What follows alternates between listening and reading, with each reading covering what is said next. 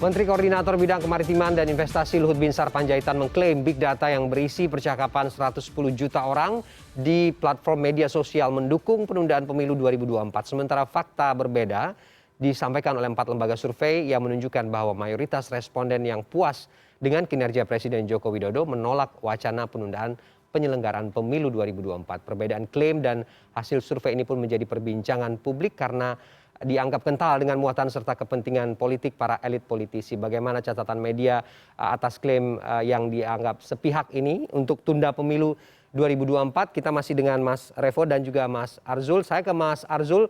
Oh, sudah lewat Zoom ya Mas Arzul.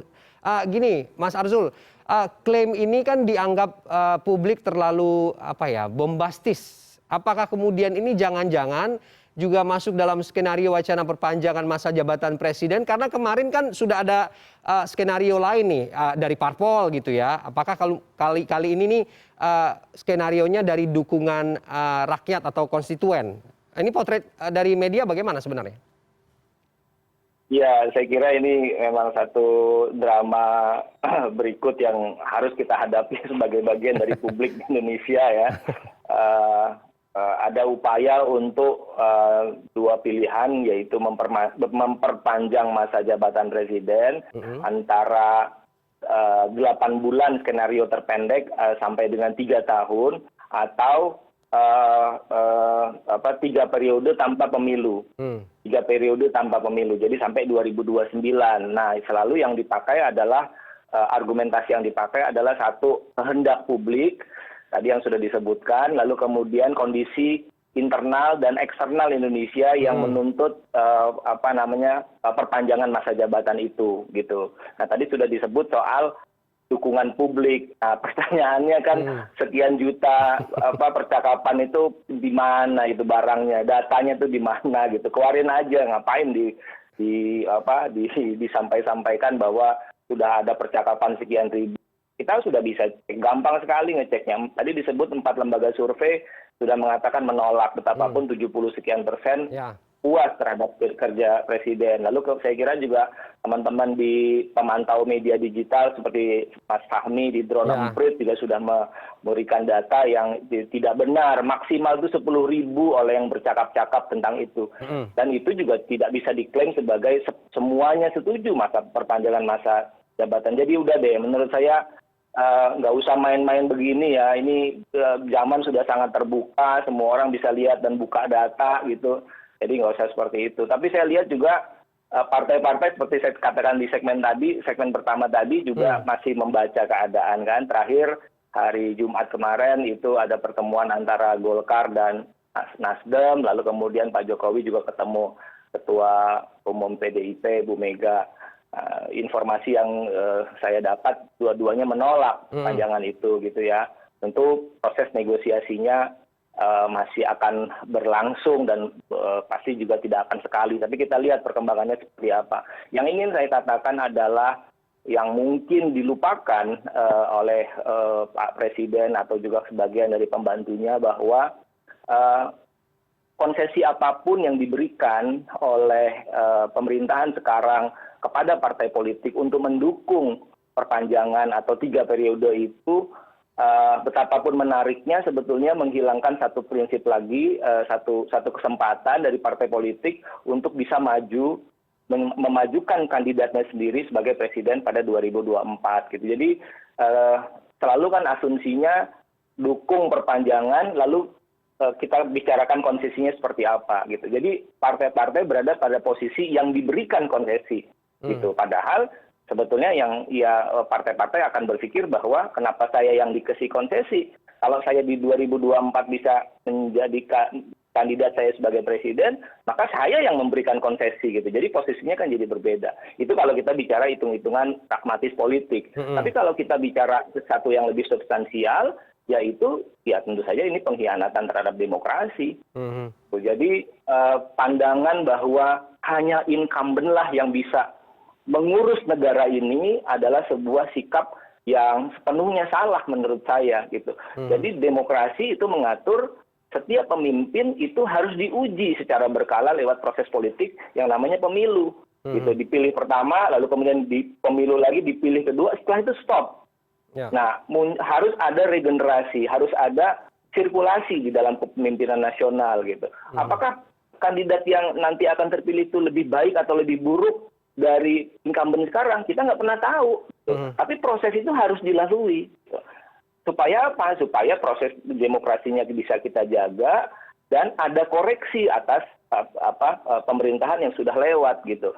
Jadi yang salah diperbaiki, yang benar dipertahankan gitu. Nah kalau dia diteruskan lewat 3 periode dan mungkin bisa 4, 5 dan seterusnya, maka yang kita lihat adalah apa yang pernah menjadi sejarah di Republik ini, yaitu Orde Baru 32 tahun dan Orde Lama dari pemilu 55, 59, lalu kemudian sampai dengan 65, sampai dengan tahun 65 gitu.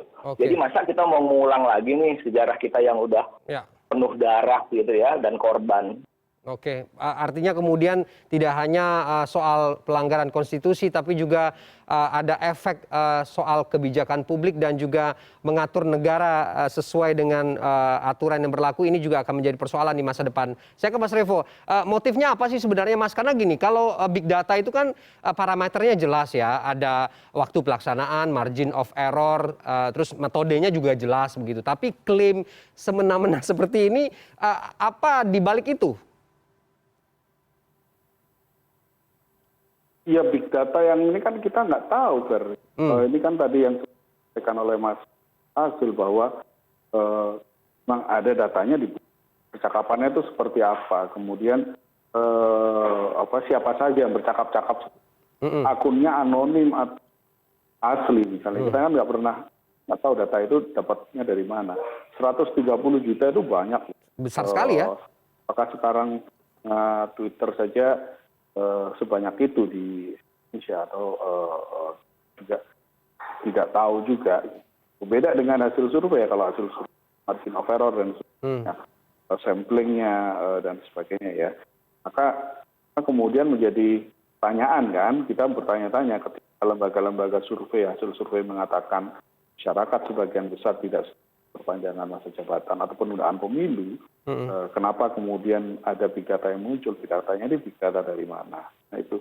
Jadi kalau memang ada ya nggak mungkin. Nah menyambung tadi Mas Azul ya, itu kan tadi Mas Azul sudah menyampaikan dengan kait dengan politiknya secara partai. Apakah tidak rugi misalkan diberikan konsesi dan terkait dengan regenerasi dan kemudian tentang esensi demokrasi. Hal lagi juga bahwa kenapa ada dibatasi masa jabatan itu? Karena setiap zaman itu kan ada tangannya sendiri-sendiri. Nah, kita sih berharap kalau misalkan 10 tahun dalam satu dasawarsa dan dasawarsa berikut, apakah resep yang sama akan berlaku untuk membangun negara ini? Apakah resep yang orang yang sama itu kemungkinan besar resepnya akan sama gitu. Sementara tantangannya juga berubah, itu kenapa kemudian pentingnya ada regenerasi di situ sehingga ini juga bisa semakin maju. Ada sikap yang memang harus legowo. Kekuasaan itu walaupun sedikit memang sangat menggiurkan gitu. Jadi tidak heran kalau misalkan kemudian beberapa orang yang menikmati kekuasaan mungkin ingin tetap pertahankan kekuasaan tersebut. Tapi kan demi kebaikan yang lebih besar ya, bagaimana kita kemudian tidak ingin lagi kembali ke masa-masa kelam yang lalu, bagaimana kita pernah mengalami tidak ada pembatasan masa kekuasaan dan kemudian akhirnya berujung pada kondisi yang darah-darah. Ya ada pembatasan di negara-negara maju yang demokrasi maju pun gitu ada pembatasan. Obama misalnya ketika selesai masa jabatan yang kedua gitu ada wacana bahwa tawaran bahwa karena Partai Demokrat di Amerika tersebut tidak memiliki calon yang cukup kuat, diiming-iming wacana untuk kembali mencalonkan Obama dan mengubah konstitusi, mengamandemen konstitusi. Tapi kan Obama bilang bahwa tidak bisa seperti itu. Dia juga demi kebaikan demokrasi maka dia tidak mau maju. Nah kebesaran hati yang sebenarnya tidak dimiliki oleh ini ya pejabat-pejabat. Presiden Jokowi selama ini sudah mengatakan bahwa cukup, tapi kan dorongan dari bawah ini dari level bawahnya yang sekarang terkesan ingin perpanjang. Oke. Jadi harap semoga komitmennya tetap sama gitu, patuh konstitusi ya sudah waktunya nanti regenerasi dan sebagainya. Oke. Itu yang kita harapkan. Oke. Ya. Mas Revo, seberapa membawa pengaruh sih Mas sebenarnya klaim-klaim seperti ini oleh para elit ini terhadap kebijakan publik ke depan? Ya ini perang wacana kan, Fer. Artinya kan perang wacana bahwa pengkondisian gitu bahwa dikondisikan bahwa publik, jutaan publik ingin memperpanjang masa jabatan, kemudian beberapa partai politik juga sudah mulai melakukan move-nya gitu ya. Kemarin misalnya ketua yang tadi disampaikan Mas Azul, ketua Partai Golkar ketemu dengan ketua Partai Nasdem gitu ya, dan berbicara tentang penundaan pemilu dan perpanjangan masa jabatan. Bahkan berencana akan mengumpulkan partai-partai politik, ketua partai politik yang lain. Kan move yang sedang secara politik membangun wacana kepada publik bahwa dukungan itu besar itu. Nah, yang sekarang harus yang harus apakah ini sesuai dengan kenyataan yang ada di lapangan secara realita ya. Nah, ini yang harus lebih clear melihatnya gitu. Apakah ini hanya kepentingan elit-elit atas partai politik atau memang ini cerminan realita di lapangan. Oke. Oke, baik. Terakhir saya ke hasil survei kan tidak ya, Fer ya. Ya. Oke, baik. Saya terakhir ke Mas Arzul. Apa opini Anda terakhir kalau kemudian ini menjadi sebuah drama yang masih bergulir, endingnya bisa ditebak atau sulit atau bagaimana kemudian selanjutnya? Ya, saya bayangkan memang sekarang ini sedang terjadi upaya yang cukup sistematis untuk mengkampanyekan perpanjangan masa jabatan itu. Kita lihat di beberapa daerah kebulatan tekad gitu ya, dalam tanda kutip kalau boleh meminjam istilah Orde Baru dulu, sudah dilakukan di beberapa tempat dengan spanduk, dengan pertemuan-pertemuan, meskipun jumlahnya belum terlalu besar atau belum terlalu banyak, tapi sudah kita lihat. Siapa yang bergerak untuk itu kita nggak tahu, tapi pasti para pendukung. Apakah ini ada kaitannya dengan partai politik? Kalaupun iya, saya lihat partai politik pun masih membagi dua panggungnya, panggung depan dan panggung belakang. Yang saya khawatirkan adalah jika konstelasi politik ternyata berbalik, seperti saya katakan tadi, partai-partai lebih ingin kandidatnya itu dikontestasi secara fair dan terbuka lewat pemilu 2024. Dengan kata lain, gagasan perpanjangan masa jabatan ini tidak bisa diterima atau gagal atau nanti di MPR-nya misalnya nggak jadi, misalnya hal-hal semacam itu. Saya lihat ini yang kasihan memang pemerintah. Karena apa? Karena mereka bisa kehilangan muka, mereka akan berakhir pada 2024 nanti dengan satu semacam aib begitu ya. Ini yang saya cemaskan betul karena di 2014 kita tahu euforia publik terhadap pemerintahan Jokowi begitu besar. Harapannya begitu tinggi. Jokowi adalah orang yang dianggap merepresentasikan publik secara lebih luas. Nah, ini akan menjadi sebuah anti klimaks kalau di 2024 nanti seperti skenario yang saya bayangkan tadi itu terjadi dan berakhir dengan tidak husnul khotimah begitu. Jadi selayaknya pemerintah menghitung betul kemungkinan itu.